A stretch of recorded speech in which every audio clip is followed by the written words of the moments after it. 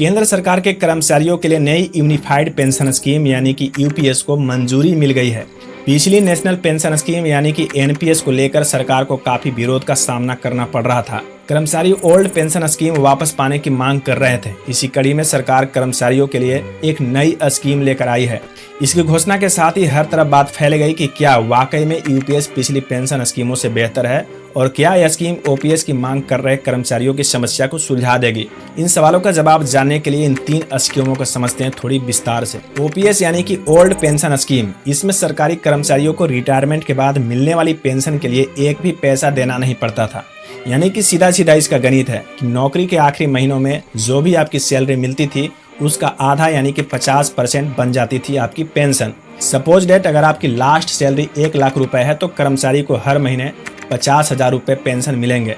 इसमें सर्विस के दौरान कर्मचारियों की सैलरी से कोई भी पैसा काटा नहीं जाता था। रिटायरमेंट के बाद कर्मचारियों को पेंशन राशि के साथ साल में 2 बार महंगाई भत्ते में संशोधन का भी फायदा मिलता था। बस एक शर्त था कि सर्विस कम से कम 10 वर्ष होनी चाहिए थी।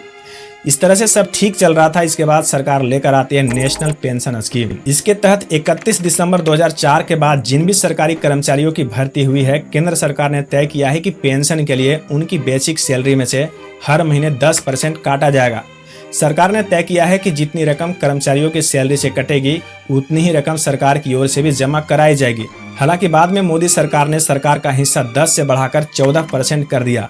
जब ये योजना शुरू हुई तो केवल सरकारी कर्मचारियों के लिए डिजाइन की गई थी, लेकिन साल 2009 में इसे भारत के हर नागरिक के लिए लागू कर दिया गया।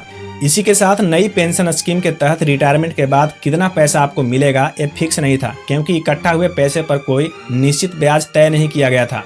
इसके बाद तय हुआ कि इन पैसों को अलग अलग स्कीम्स के तहत बाजार में लगाया जाएगा, इक्विटी, डेट या फिर सरकारी बॉन्ड के रूप में। इसका मतलब यह हुआ कि पैसे पर मार्केट के हिसाब से ब्याज जुड़कर जो भी पैसा आपका बनेगा उसके हिसाब से ही मासिक वेतन तय होगी। तो इस चक्कर में पेंशन के पैसों पर रिस्क था, क्योंकि मार्केट कभी ऊपर होती है और कभी नीचे होती है।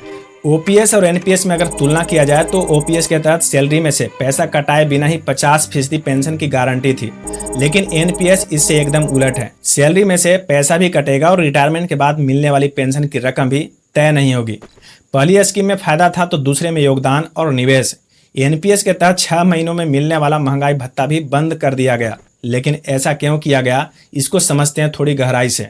दरअसल पुरानी पेंशन स्कीम केंद्र और राज्य सरकार के लिए एक नुकसान की सौदा थी, ट्रेजरी पर बोझ था, क्योंकि पेंशन के लिए कोई पैसा इकट्ठा नहीं था जो लगातार बढ़ सके। बढ़ती महंगाई के साथ हर साल ज्यादा पैसा भी देना पड़ रहा था। इसी लिहाज से सरकार को एनपीएस में फायदा दिखा और कर्मचारियों को इसमें नुकसान। इसके बाद इस नए स्कीम का बड़े पैमाने पर विरोध हुआ। कर्मचारियों का तर्क था कि नई पेंशन स्कीम के तहत पेंशन शेयर मार्केट पर निर्भर होती है और शेयर मार्केट में फायदा नहीं हुआ तो पेंशन कम हो जाएगी। हालांकि सरकार की तरफ से कहा गया कि निवेश के चलते कर्मचारियों को पेंशन की रकम में कुछ पैसा बढ़ाकर भी मिल सकता है। इसके बाद आई यूपीएस। यह स्कीम भी योगदान वाले फार्मूले पर आधारित है।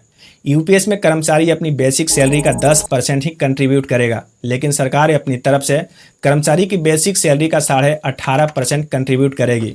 इसके अलावा यूपीएस में पेंशन की रकम भी तय की गई है। यूपीएस के तहत कर्मचारी को मिलने वाली पेंशन उसके सर्विस के समय पर डिपेंड करेगी। अगर 25 साल की सर्विस हो गई है तो आखिरी 12 महीनों की जो सैलरी है उसके एवरेज बेसिक पे का 50% पैसा पेंशन के तौर पर आपको मिलेगा। अगर 25 साल से कम और 10 साल से ज्यादा का समय हुआ है तो तब पेंशन की रकम सर्विस के सालों के हिसाब से तय की जाएगी। अब नई योजना के तहत रिटायरमेंट के बाद हर महीने कम से कम 10,000 रुपए पेंशन की गारंटी भी दी गई थी। साथ ही यूपीएस में कर्मचारी के परिवार को भी ध्यान में रखा गया है। अगर किसी कर्मचारी की मौत हो जाती है तो उनके परिवार को पेंशन मिलेगी।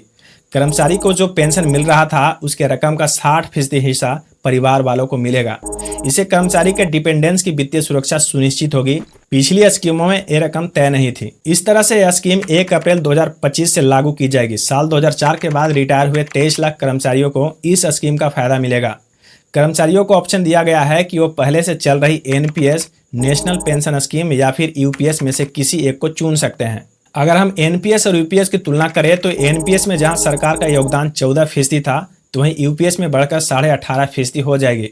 एनपीएस में रिटायरमेंट के बाद कितना पैसा मिलेगा और रकम तय नहीं थी, क्योंकि इकट्ठा हुआ पैसा मार्केट में लगाया जा रहा था। यूपीएस में पेंशन की रकम तय है, एक कर्मचारी के सर्विस के आधार पर तय की जाएगी। वहां पर देखा जाए तो सरकार ने कर्मचारी की फिक्स पेंशन वाली समस्या दूर करने की कोशिश की है। साथ ही देखा जाए तो ओपीएस की तरह यूपीएस में भी सैलरी की 50% रकम बतौर पेंशन महीने में दी जाएगी। एनपीएस की तरह यूपीएस में भी कर्मचारी को सैलरी से 10% पैसा पेंशन की हिस्सेदारी के तौर पर कटवाना होगा। हर 3 साल पर सरकार अपनी हिस्सेदारी में बदलाव कर सकती है। मोटा मोटी अगर समझे तो यूपीएस के जरिए सरकार और सरकारी कर्मचारियों के लिए एक बीच का रास्ता निकालने की कोशिश की जा रही है। इससे सरकारी पैसे पर ओपीएस जितना बोझ नहीं पड़ेगा और साथ ही एनपीएस को लेकर कर्मचारियों की जो समस्या थी उनमें से कुछ का निपटारा भी करने की कोशिश की गई है।